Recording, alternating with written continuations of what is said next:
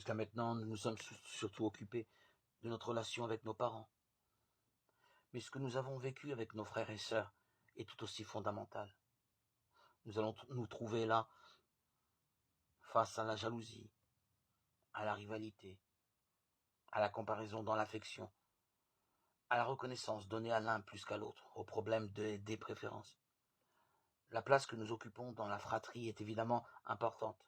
Notons qu'un enfant peut se trouver en rivalité avec l'un de ses parents, mais aussi dans le cas d'un enfant unique envers d'autres enfants. Il est impossible d'éviter de vivre des mouvements perturbants, remuants, douloureux. Ils sont normaux, inévitables.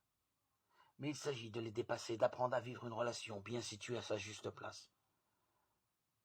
Les blessures vécues dans la fratrie sont souvent très archaïques, très lointaines, profondément enfouies, et, de ce fait, elles deviennent fréquemment source d'infection.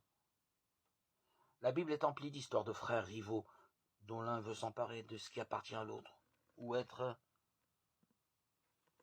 comme lui, pour bénéficier de ce qui lui est donné. Qu'un dont l'offrande n'est pas agréée par Dieu alors que celle d'Abel l'est tue son frère. Genèse 4, 3, 8. Jacob, le cadet, triche et trompe son père Israc pour s'emparer de la bénédiction réservée à l'aîné.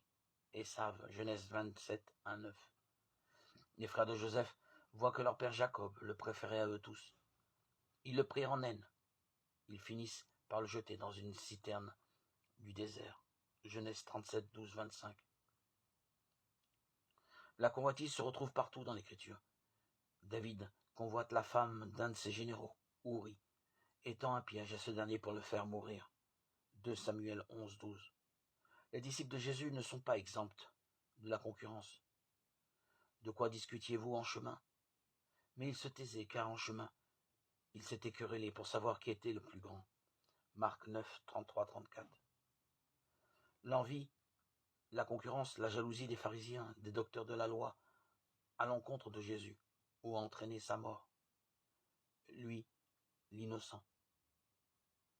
Mais Jésus a vécu sa mort de telle façon qu'il a tué la haine, Éphésiens 2, 14, 16, et qu'il a réintroduit l'amour dans le monde, définitivement.